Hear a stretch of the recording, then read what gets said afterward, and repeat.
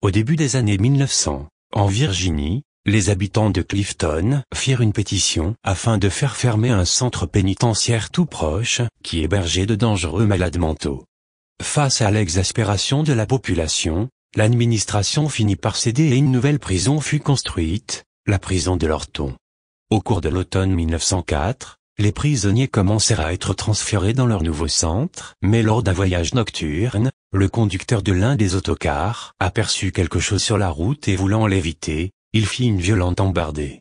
Le chauffeur et la plupart des détenus périrent dans l'accident, mais certains survécurent, qui s'échappèrent dans le désert et disparurent rapidement dans la nuit.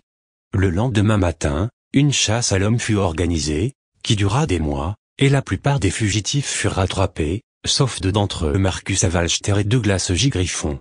Suivant la piste des deux hommes, les enquêteurs découvrirent de nombreuses carcasses de lapins mutilés, démembrées ou écorchées, dont certaines pendaient aux branches des arbres. Laissant supposer de la folie de l'un des deux hommes, des traces de dents se devinaient parfois sur les dépouilles, dont certaines avaient été partiellement mangées. Les fugitifs semblaient rôder près de Fairfax, et les habitants devenaient de plus en plus nerveux à chaque fois que de nouveaux cadavres de lapins étaient découverts. Peu de temps après, le corps de Charles Walchter fut retrouvé suspendu dans le tunnel du pont de Colchester, sous la voie ferrée. Le malheureux avait été complètement écorché et ses organes avaient été dévorés. Avant de partir, le meurtrier avait laissé une note au pied de sa victime, qui était visiblement destinée aux enquêteurs: « Même si vous essayez, jamais vous ne me retrouverez. » Signé, l'homme lapin. Douglas Griffon, que tout le monde appelait l'homme lapin, était quant à lui toujours en fuite. Peut-être était-ce une coïncidence, mais l'homme avait été interné après avoir tué sa femme et ses enfants un dimanche de Pâques, et vu son penchant pour les lapins, les habitants de la région l'avaient surnommé ainsi. Les enquêteurs pensaient qu'il cachait quelque part dans le désert, et souvent les promeneurs rapportaient avoir vu les traces macabres de son passage, près du viaduc de Colchester, ou dans les bois environnants. Le 7 avril, des policiers qui patrouillaient dans la zone découvrirent le fugitif non loin du pont, mais en les voyant arriver, l'homme se mit à courir le long de la voie ferrée. Dans sa panique, il n'entendit pas le train. Douglas Griffon mourut sur le coup, du moins, en apparence, car quelques mois plus tard, le 31 octobre 1905, des amis en mal de sensations fortes décidèrent d'aller fêter Halloween dans le tunnel sous la voie ferrée, celui-là même où le corps sans vie d'un fugitif avait été retrouvé pendu au début de l'année. Au petit matin, leur corps fut retrouvé qui se balançait sous le pont. Les trois adolescents avaient été égorgés et éventrés comme des animaux. L'histoire causa un grand émoi parmi la population et les habitants de la région demandèrent à leurs enfants de ne plus s'approcher de l'endroit. Cependant, les jeunes aimant particulièrement ce qui leur est interdit, l'année suivante, 7 adolescents se réunirent pour célébrer Halloween sous ce même viaduc. Une fois arrivés sur place, Adrian Atala, une jeune fille, se sentit brusquement prise de panique et comme ses camarades refusaient de partir, elle finit par s'éloigner, seule dans l'obscurité. Elle avança un moment sur la route puis tiraillée entre le soulagement et les regrets, elle se retourna et observa un moment ses amis, hésitante. Alors soudain, une lumière apparut, qui sembla flotter un moment, puis un éclair embrasa le pont et des hurlements déchirèrent le silence. Pensant qu'un accident venait de se produire, Adrien se mit aussitôt à courir vers ses camarades, mais quand elle arriva, leur corps se balançait, suspendus au pont et horriblement éventrés. La jeune fille prévint les autorités, mais malheureusement, personne ne crut en sa version de l'histoire et accusée de ces crimes, elle finit ses jours en asile psychiatrique.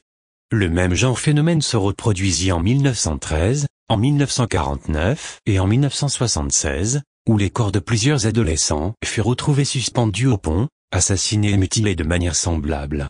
Dans les années 1970, des témoins se firent connaître, qui disaient avoir vu un homme lapin.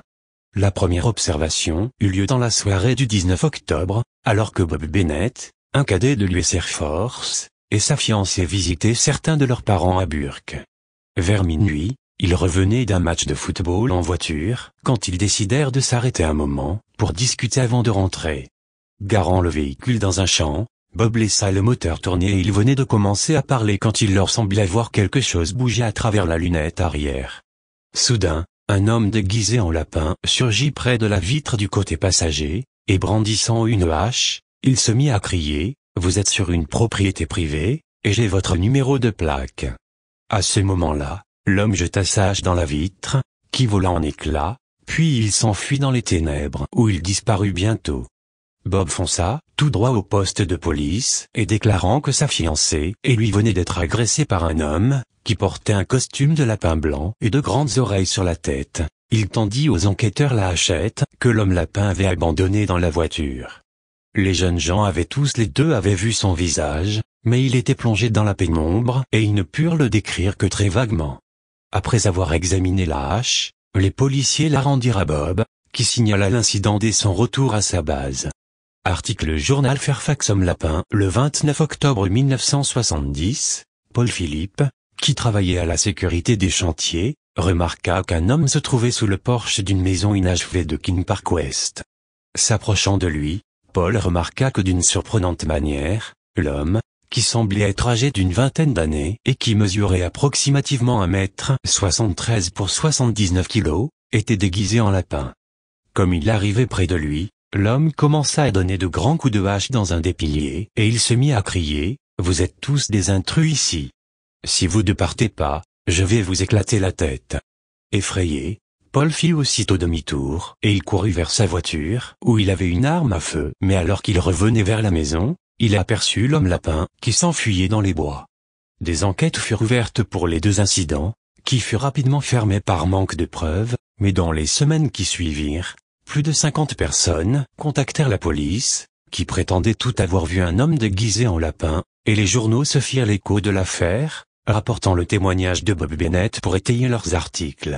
L'homme lapin vandalisait les maisons, il menaçait les enfants et les adultes de sa hache, et des meurtres lui furent même attribués, sans qu'aucune preuve ne soit jamais apportée.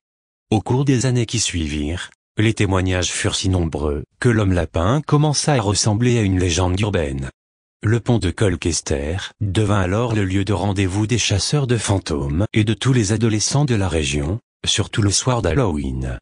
De nouvelles histoires apparurent, dont personne ne savait si elles étaient vraies, mais que les jeunes se racontaient sous le tunnel à la nuit tombée. En 1987, Janet Charlottier décida de passer la soirée d'Halloween sous le pont de l'Homme Lapin avec quelques amis, et cherchant à se faire peur, ils commencèrent à se raconter de sinistres histoires. Janet ne croyait pas vraiment en la légende de l'Homme Lapin, mais aux alentours de minuit, un éclair de lumière illumina le tunnel et une douleur lui déchira la poitrine. Terrifiée et aveuglée, Janet se mit à courir mais soudain sa tête cogna sur quelque chose, probablement un corps accroché là, et elle s'effondra sur le sol, inconsciente. Quand elle reprit ses esprits, la jeune fille était recouverte de sang et ses cheveux étaient devenus blancs. À une autre occasion, des témoins prévinrent les autorités qu'un homme dans un costume de lapin se promenait aux alentours du pont, brandissant une hache et menaçant les passants. Une unité fut alors envoyée, qui trouva personne, mais peu de temps après, un homme appela la police et déclara, « Vous avez gâché ma propriété en jetant des souches d'arbres, des branches et des broussailles sur mon territoire. Si vous voulez arranger les choses, venez me voir ce soir, nous parlerons de la situation. » Voyant dans ces paroles une menace, des policiers patrouillèrent toute la soirée, mais aucun homme lapin ne se montra. Quelque temps plus tard, M. W.L. Johnson, l'inspecteur chargé de l'enquête, déclara, « Après une enquête approfondie sur cette question et tous les autres cas de même nature, il reste encore à savoir si oui ou non il existe vraiment un lapin blanc. Les seules personnes qui ont vu ce soi-disant lapin blanc sont deux enfants plutôt jeunes, et la plaignante. Après avoir interrogé tout le monde, aucune information importante n'a été découverte qui pourrait aider à démasquer là où les personnes qui se sont montrées en lapin blanc. Cette affaire est donc classée. En 2001, 6 étudiants qui faisaient des recherches sur l'homme lapin auraient trouvé des carcasses de lapins mutilés et ils auraient vu d'étranges ombres rôder autour d'eux dans les bois environnants. De nos jours, le pont de Colchester est devenu une légende que de nombreuses personnes viennent visiter, oubliant qu'il est avant tout l'intersection entre une route et une voie ferrée et obligeant la police à intervenir pour assurer leur sécurité. Des rumeurs rapportent que parfois, à la nuit, une étrange lumière suit la voie ferrée, qui s'arrête toujours au tunnel, et qu'un homme habillé d'un costume de lapin rôde dans les environs, menaçant les curieux de sa hache. Certains affirment même que les inconscients qui se rendent sous le pont le soir d'Halloween sont assassinés par l'esprit de Douglas Grifton, qui les vide de leurs tripes et les suspend aux vieilles pierres.